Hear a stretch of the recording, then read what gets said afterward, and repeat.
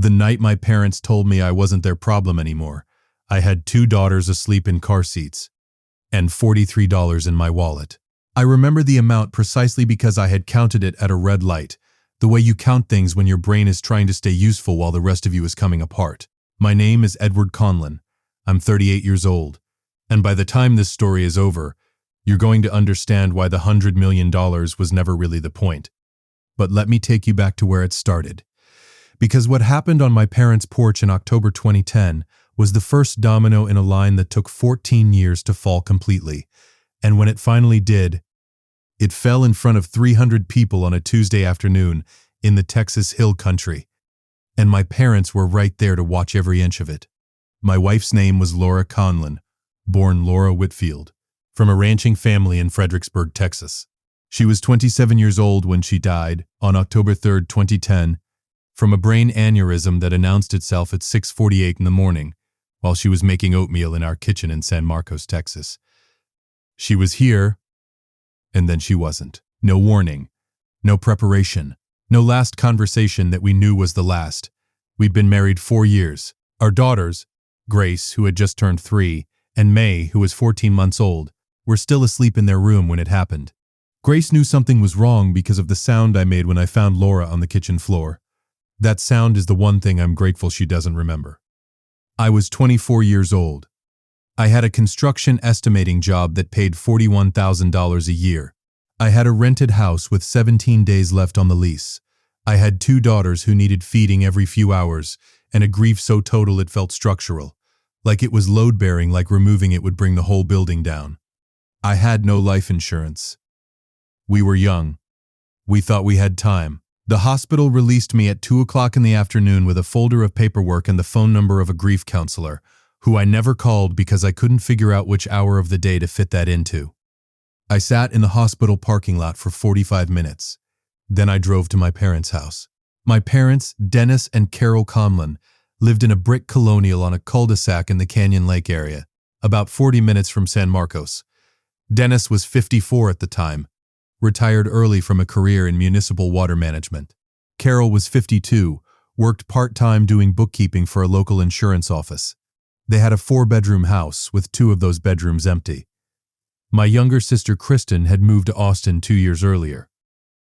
I want to be precise about this, because some people, when they hear a story like mine, assume the parents must have been monsters all along. Mine weren't. Not exactly. They were the kind of people who were generous when it was comfortable and scarce when it wasn't. They loved in the way that some people love, conditionally, proportionally, with an invisible ledger running in the background that they would have sworn didn't exist. I pulled into their driveway at 3:15 p.m. on October 3, 2010. Grace was awake in the back seat, quiet in the way she'd been since the hospital parking lot. May was asleep. I went to the door and knocked, and my mother opened it with a dish towel over her shoulder and looked at my face and knew. She knew, and she still stepped outside rather than in. I told her Laura was gone. I told her about the aneurysm. I told her about the lease ending. And then I asked, and I want to be clear, I asked because I needed her to understand that this was a request, not an assumption. If the girls and I could stay with them while I sorted out what came next. My mother looked at the car, then at me, then at the car again. Ed, she folded the dish towel. Your father and I, we're not set up for this right now. We just got into a routine, and 2 small children. Mom. The words came out quieter than I felt. Laura died this morning.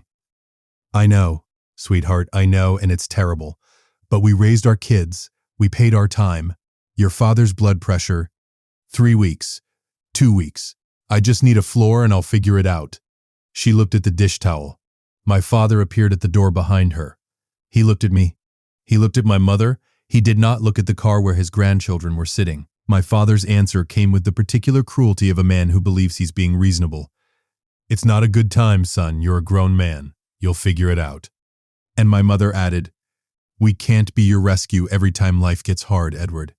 Every time. As though I had a history of showing up at their door, as though this was a pattern and not the worst morning of my life. I stood there on that porch for a moment longer than I should have, waiting. I can see that now.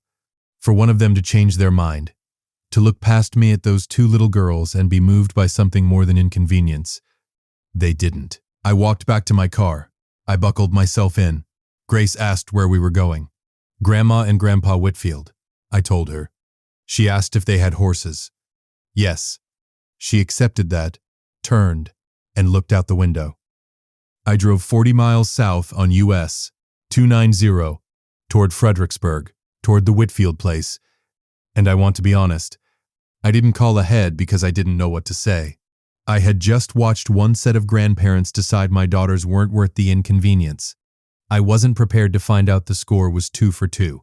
I pulled onto the Whitfield property at 5:40 p.m.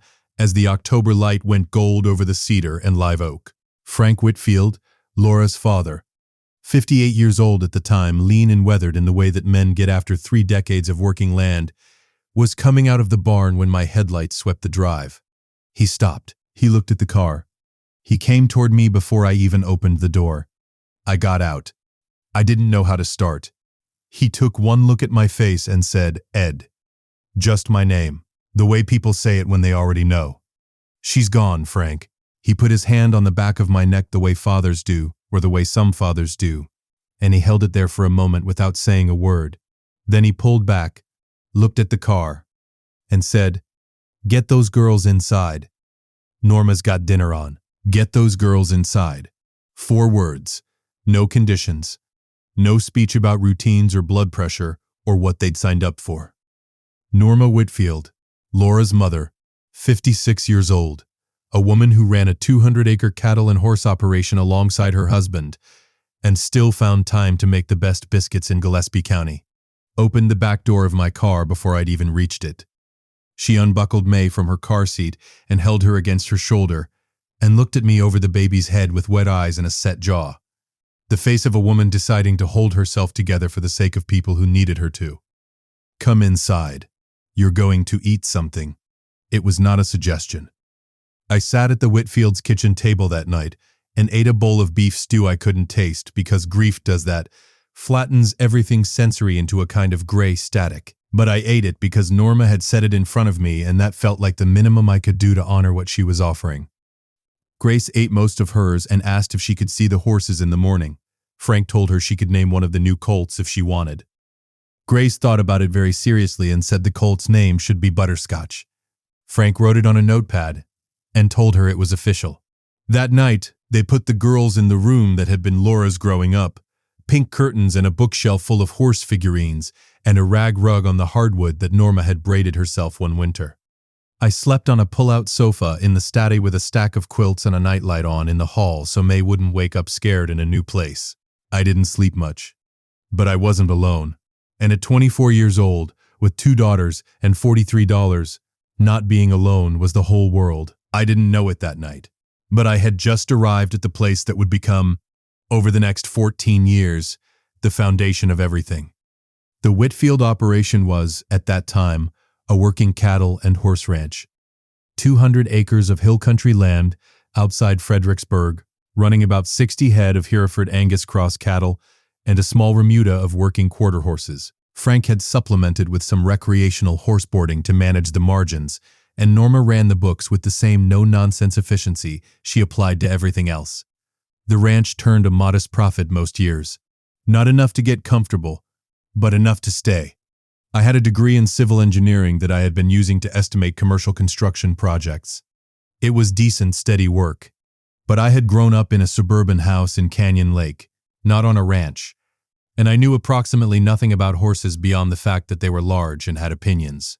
What I knew was numbers, structures, load and stress, and the math of things that had to hold. In the first weeks at the Whitfield place, I told Frank I wanted to earn my keep, not as a favor, but as a condition I'd set for myself, because I came from people who believed in ledgers, and I couldn't fully shake that yet even when I was trying to. Frank put me to work on the fence line, which needed resetting along the south boundary. Straightforward physical labor, the kind that keeps your body busy while your mind is doing something else. Grace adapted to ranch life with a speed that still amazes me. She was 3, resilient in the way only small children can be, because they live entirely in the present tense, and the present tense at the Whitfield place was horses, dogs, biscuits, and a grandmother who had more patience than I would have believed possible. May was too young to understand what had changed. To her, Norma was simply the warm arms that were always there. I want to be careful here, because I know how this sounds. Two grieving little girls take to a ranch and find a new family. It's easy to tell that as a soft story, but it wasn't soft. Every night for the first year, I got the girls to sleep and then sat outside on the porch steps and carried a weight that I wouldn't wish on anybody. I missed Laura in the specific physical way you miss a person who was supposed to be there for every ordinary thing. The school forms, the bedtime negotiations, the dinners, not just the big moments, the Tuesday mornings. What the Whitfields gave us was not a replacement for any of that. They couldn't replace Laura, and they never tried to. What they gave us was structure when we had none, and presence when we needed it, and the quiet, consistent message that we were worth showing up for. My parents called twice in the first 6 months. The first call was my mother checking in the brief, slightly guilty way of a person who knows they made a wrong choice but hasn't quite admitted it to themselves yet. The second call was my father asking whether I'd found a new place yet. The question framed in a way that made it clear the subtext was, when are you going to stop being a problem? I told him I was figuring it out. He said that was good. We hung up. Over the next 3 years, my parents made occasional appearances, holidays, Grace's birthday in year 2, a brief visit when May started walking. They were pleasant enough. They asked the right questions. They brought appropriate gifts. And every time, there was a studied quality to their warmth, as though they had rehearsed being the kind of people who showed up rather than actually being them. I never said this out loud. I just noticed it the way you notice a structural crack. Not urgent, not dramatic, just evidence of something running underneath. The Whitfields noticed it too. Norma said nothing, ever, about my parents. Not one word. Not one eyebrow raise. That restraint was itself a form of grace. 3 years after Laura died, in 2013, Frank sat me down at the kitchen table one Sunday morning after the girls had gone out to the paddock with Norma. I want to talk to you about the land. He spread out a legal plat on the table, the 200-acre survey, the boundary lines, the soil classifications. He explained that he and Norma were getting older, that the ranch needed a plan, and that the plan he and Norma had agreed on was this. If I was willing to commit fully, to take the operation over, bring my engineering background to the business side, and grow it deliberately, he would begin the process of transferring operational authority to me now, with full ownership to vest over 10 years. We're not giving it away, Frank said, with the directness of a man who thinks sentiment is fine, but clear terms are better. You take on the mortgage note and the operating liability, but we'll be here, and the land is yours to build on. I looked at the plat for a long moment. You'd take on the mortgage and the operating liability. That was a real offer, not charity. Partnership, with stakes on both sides. Why me? I asked, not falsely modest. Genuinely asking. Frank looked at me the way he'd looked at me that first night in the driveway. Because Laura saw something in you, and because I've watched you for 3 years, and you work hard, you're honest, and you don't run from things that are difficult. A pause. Also, Grace named that colt Butterscotch, and it stuck, and I figure anyone connected to that decision has some commitment to this place. I laughed. First real laugh in longer than I could track. Okay. Let's build something. Building something turned out to be a 14-year project, which in hindsight makes complete sense, because anything worth building takes longer than you think and costs more than you planned, and there is always a moment somewhere in the middle where you seriously consider whether the whole enterprise was a mistake. Mine came in 2016. By then, I had been running the Whitfield operation, which I'd quietly begun calling Conlon Whitfield Ranch in the operating documents, with Frank's blessing, for 3 years. I'd used my engineering background to redesign the water infrastructure, adding a rainwater harvesting system that reduced our irrigation costs significantly and improving the stock tank layout across the south pasture. I'd grown the horse boarding from 6 stalls to 18, adding a dedicated training arena on the north end of the property. The cattle herd had grown to 90 head. Revenue was up 40% over 2013 baseline. What I'd also done, quietly and carefully, was start breeding quarter horses for performance, specifically cutting and reining. The hill country has a long tradition of working horse events, and the performance quarter horse market when you know the bloodlines and you're patient, can be extraordinarily profitable. I knew the bloodlines. Frank had taught me. I was patient because I didn't have a choice. The crisis in 2016 was operational. A drought that hit Gillespie County hard enough that the hay market tripled overnight. We lost 12 head of cattle to heat stress, and the bank called to discuss the operating line of credit in terms that were not a discussion. I was 30 years old, 2 girls in elementary school, and staring at a spreadsheet that told me I was 6 months from not being able to make payroll. Frank and Norma sat at that same kitchen table, and I spread that spreadsheet out the same way Frank had spread the plat 3 years earlier and told them exactly where we stood. Frank looked at the numbers. Norma looked at me. "What do you need?" Frank said. "Time. And about $80,000 in bridge capital to get through the hay season and restructure the feed contracts." "Where are you going to get it?" "I have a plan. But I need to know you're both okay with more risk before I move forward." Frank looked at Norma. Norma looked at Frank. Something passed between them that had no words in it. Then Frank looked back at me. "We're in this together. What's the plan?" The plan was a calculated risk. I had a 4-year-old quarter horse stallion. Registered name High Point Ranger, call name Ranger, out of a breeding line I'd been quietly developing since 2014. Ranger had won 2 NRHA reining events as a 3-year-old and had the bloodlines in the movement to be a serious breeding prospect. I hadn't listed him as a stud because I'd planned to wait until he had more competition record. The drought changed the math. I listed Ranger for performance sales at a regional equine sale event in San Antonio that September. I drove him there myself, Grace riding in the passenger seat at 10 years old, with a hand-lettered sign she'd made that said, "Go Ranger," which I made her keep in the truck because I felt it might undercut the professional atmosphere. Ranger sold for $340,000 to a buyer from the King Ranch operation in Kingsville. We made payroll. We paid down the operating line. We survived the drought year. And I sat in that truck outside the sale barn for a moment after the check cleared and thought about what my father had said to me in 2010. "You're a grown man. You'll figure it out." He meant it as a dismissal. It had turned out to be accidentally accurate. Between 2016 and 2022, the ranch grew in ways I hadn't fully projected when I drew up the 10-year plan. The performance breeding program became the primary revenue engine, producing horses that competed and placed consistently at major NRHA and NCHA events. That's the National Reining Horse Association and the National Cutting Horse Association, 2 of the premier performance horse circuits in the country. A placing horse in those circuits doesn't just win prize money. It builds a bloodline reputation that multiplies stud fee and offspring sale value over years. By 2020, the ranch, now formally titled Conlon Whitfield Performance Horses LLC, had a waiting list for breeding contracts and had produced 3 horses that sold above $400,000. Frank and Norma stayed in the house on the property. That was always the arrangement. The land transferred to me on schedule in 2023, per the original agreement, with the farmhouse reserved for their lifetime occupancy. Frank's health had begun to slow by then. Nothing dramatic, but the knees and the back that come with decades of ranch work were making themselves known. Norma was still sharp as a fence wire and ran the breeding records with the same precision she'd always applied to everything.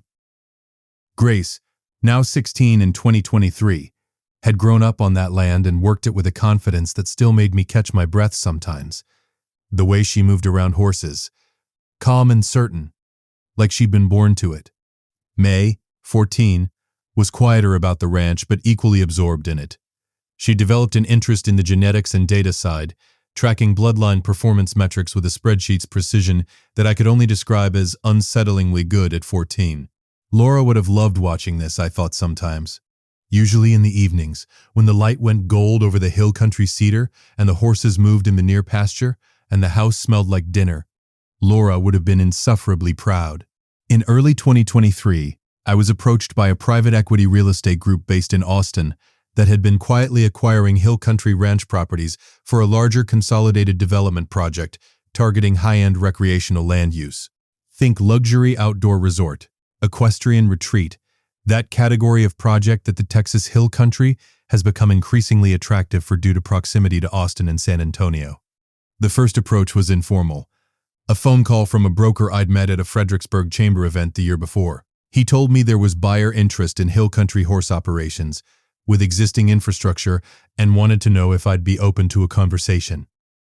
I told him I'd listen. Over the following 4 months, I had conversations, retained a transactional attorney in Austin named Philip Hartley, and arrived at a number that, when Philip put it in writing and slid it across the conference table, made the room feel slightly tilted. $102 million for the land, the improvements, the infrastructure, and the operating business assets. The breeding bloodline archive, the genetic documentation, the registration records, the competition history, transferred separately in a licensing arrangement that allowed me to continue a smaller breeding operation if I chose. The farmhouse and 2 acres surrounding it were excluded from the sale, per an irrevocable reservation I'd insisted on in the early structuring conversations. Frank and Norma's home stayed theirs. That was non-negotiable from the first conversation, and it never came up again after I made that clear. I signed the agreement on March 14, 2024. I was 38 years old. My parents found out about the sale the way most people in my extended circle did, through a local business brief in the Fredericksburg Standard Radio Post, which ran a small item on the ranch transaction in late March 2024. The item mentioned the sale price and my name. My mother called that same afternoon. I let it ring. I wasn't ready for that conversation. Not yet. She left a voicemail. It was warm, warmer than anything she'd left in the previous 14 years. The news, the pride, the too long gap. She and Dennis would love to come to the celebration, she mentioned. If we were planning one. The celebration she'd heard we were planning. I stood in the kitchen and listened to that voicemail twice. Then I called Philip Hartley and asked him a legal question about trust structures. Then I called Grace into the kitchen and told her what I was thinking about doing. Grace is 16. She listened the way she always listens, still and complete, the way her mother used to. When I finished, she was quiet for a moment. Then, do Frank and Norma know? Not the full plan. Not yet. Are you going to tell them before? No, I want their reaction to be real. She thought about it. Okay, a beat. Dad, Grandma Carol's going to make a face. I know. I want to see it. Me too, kiddo. The celebration was scheduled for Saturday, April 27, 2024, on the ranch grounds, technically the last weekend before the buyer's formal possession date, which meant the land was still mine and I could use it for one final event. 300 guests, catered by a hill country barbecue outfit out of Johnson City, a temporary stage set up near the old training arena. Frank had wanted a tent in case of rain. I'd told him to trust April. He'd given me the look of a man who has farmed in Central Texas for 4 decades and knows better than to trust April. He was right. As it turned out, there was a brief rain shower around noon that cleared out by 2 p.m.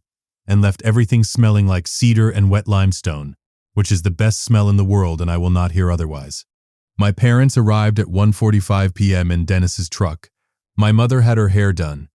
She was wearing a blouse I didn't recognize. My father had on his good boots. They walked in with the energy of people who had been thinking about this moment and had decided to treat it as a homecoming. My sister Kristen was there too. She'd driven down from Austin with her husband, Tom. Kristen and I had maintained a relationship over the years that was honest if not close. She knew broadly how things had gone in 2010. She had not been the one who turned me away, but she had also not been the one who pushed back on the people who did. At some point, you have to make peace with that category of person. Not the perpetrators, just the witnesses who decided the cost of speaking up was too high. I'd made that peace mostly. Kristen hugged me when she arrived and said she was proud of me, and I believed her. My parents found me near the stage about 30 minutes before the program started. My mother hugged me and held on longer than she usually did. My father shook my hand and said, "Son, what you've built here." His voice had something in it I didn't recognize right away. Then I placed it. It was pride. Genuine, unqualified pride. And the complicated thing, the thing I want to be honest about, was that it landed. It still landed, even now, even after everything.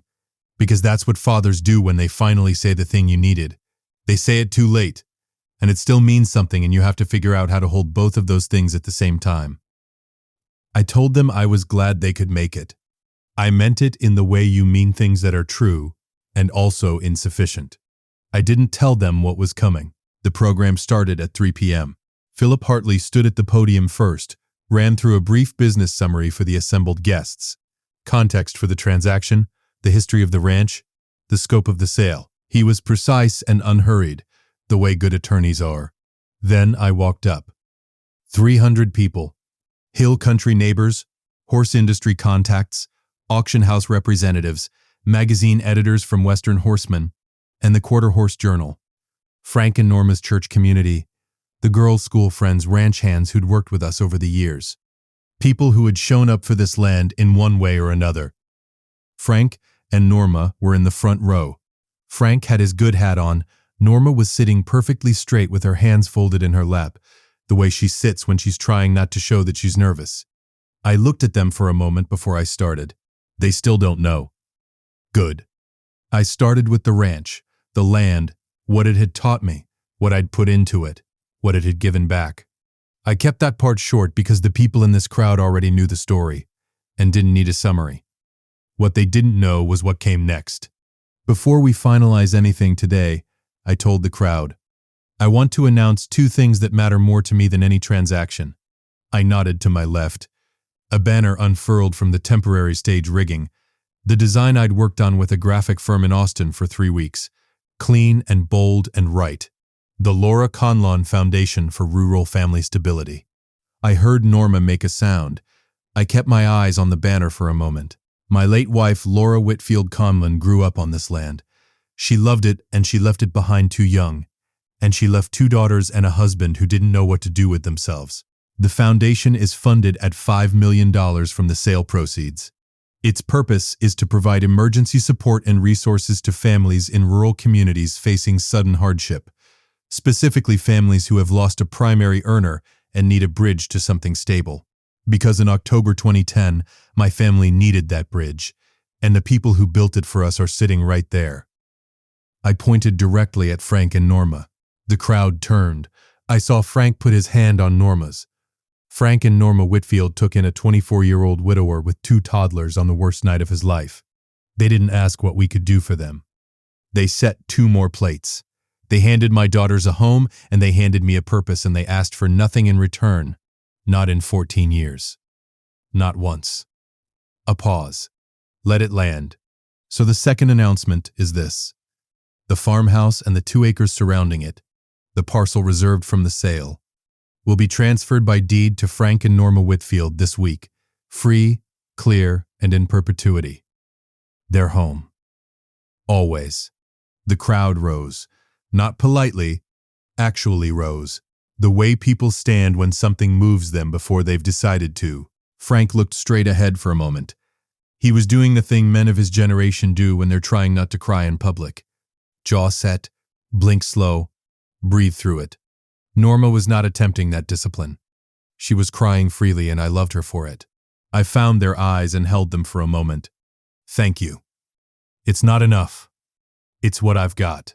I want to tell you about a specific detail in my peripheral vision during that applause, because it's the part of the story that people come for, and it earned its place. My parents were standing about 15 feet to the left of the stage. I could see them without looking directly at them. My mother's face had done something complicated. She had arrived at this event with the expression of a woman who expected to be welcomed into a success story she could claim adjacency to. The expression had moved. During the part about October 2010, during the part about 2 plates being set, during the part about Frank and Norma, through several phases that I can only describe as a controlled demolition. Slow, then faster, then a settled kind of stillness that wasn't peace.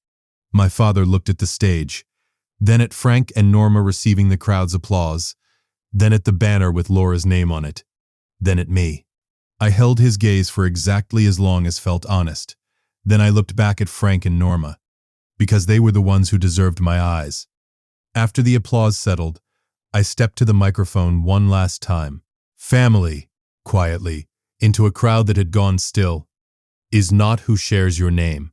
It's who shows up when showing up is the only thing that matters. The night my daughters and I arrived on Frank and Norma's porch, they didn't evaluate whether we were a burden. They just opened the door. A beat. I've spent 14 years trying to deserve that. I stepped back. The program concluded. My mother found me near the catering tables about 40 minutes later. She'd clearly been working up to the approach. I'd seen her circling at a distance for a while, recalibrating. She started with, "That was a beautiful tribute to Laura." "Thank you." A pause. "Edward, I want you to know, your father and I think about that time. We think about what we should have." "Mom," I kept my voice level. "I'm not angry at you. I want you to understand that." I meant it. The anger had burned down to something quieter and more permanent over 14 years. Not forgiveness exactly. Not bitterness exactly. Just clarity. What you did in 2010 told me something true about what I could count on, and I built my life from what I actually had, not from what I wished I had. That worked out. She looked at me.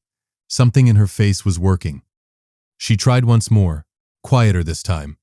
"The girls, could there be a way to know them better? Now?" It was the right question. 14 years too late and still the right one. "That's up to them. Grace is 16 and May is 14. They have their own opinions about what they want. If you want a relationship with them, you ask them directly." "Not me." She nodded. Twice. The nod of a person accepting terms they know they have no standing to negotiate. My father came over and stood beside her. He looked at me for a long moment. Then the words came, slow and deliberate. "I was wrong. In 2010, what we did was wrong." 6 words. 14 years in the making. I let them sit for a moment because they deserved to sit. I know you were." That was enough. Not a reconciliation, not a repair, but an acknowledgement witnessed by nothing but the two of us, that what happened was real and he knew it. That mattered to me in a way I hadn't fully expected. I want to step back from the personal and say something that I think this story earns the right to say. There is a category of people in the world who measure their generosity against what it costs them. To them, helping someone is a transaction. I extend something, I am owed something, and if the balance doesn't work out in my favor, I don't extend it. My parents were this kind of people. Not cruel, not malicious, just transactional. When I showed up at their door in 2010 with 2 daughters and nothing, they ran the numbers and decided I didn't pencil out. And then there is the other category, the Frank and Norma Whitefields of the world. People who operate from a different set of premises entirely. To them, a person in need is simply that, a person in need. The calculation is not what do I get, it's what does this person need and can I provide it. The debt runs in one direction, not from the helped to the helper, but from the helped to the world, to be paid forward when the opportunity comes. That is a different way to live. It is also, as it turns out, what actually builds a life worth living. Frank and Norma didn't take us in so that one day I would sell a ranch for $100 million and give them a house. They didn't take us in because they expected anything. They did it because 2 little girls and their wrecked father needed somewhere to go, and they had somewhere to offer. The return was never the point. The deed to that farmhouse was not a reward. It was a recognition. The only language I had for you changed everything was here. This is yours. You should have it. Norma called me the morning after the celebration, before I'd even had coffee. She'd been up early. She's always up early. Always will be. Edward. Her voice had that morning quality, direct and warm. The house. Yes, you didn't have to do that. I know. But you did. Yes. A long pause. Then, Laura would have liked watching you figure all this out, you know. I had to take a breath before I answered that. Yeah. I think she would have given me a hard time about it, too. Norma laughed. The specific laugh of someone who knew Laura Whitfield from birth and recognized the accuracy of that statement completely. She would have. Lord, she would have. By June 2024, the sale had fully closed. The buyer's development team had moved onto the property. The training arena I'd built in 2015 was already scheduled for renovation into a boutique equestrian facility. The cattle pens were coming down. The land was becoming something else, which was the deal, and I'd made my peace with it. Frank and Norma were in their house, which was now legally and irrevocably theirs. Frank had finally let the orthopedist address his knee.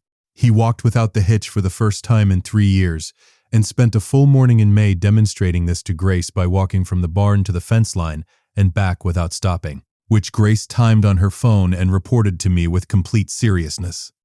May had submitted a proposal to the Laura Conlon Foundation's first grant cycle, not for herself, but as a volunteer researcher who wanted to help identify qualifying applicants in Gillespie and Kerr counties. She was 14. The foundation's executive director, a woman named Susan Park who I'd recruited from a nonprofit in San Antonio, called me after their first meeting and said, "Your daughter is going to run this organization someday. I'm telling you now." I told her I knew. My parents came to Fredericksburg once in the summer, in July 2024, for a visit the girls had agreed to.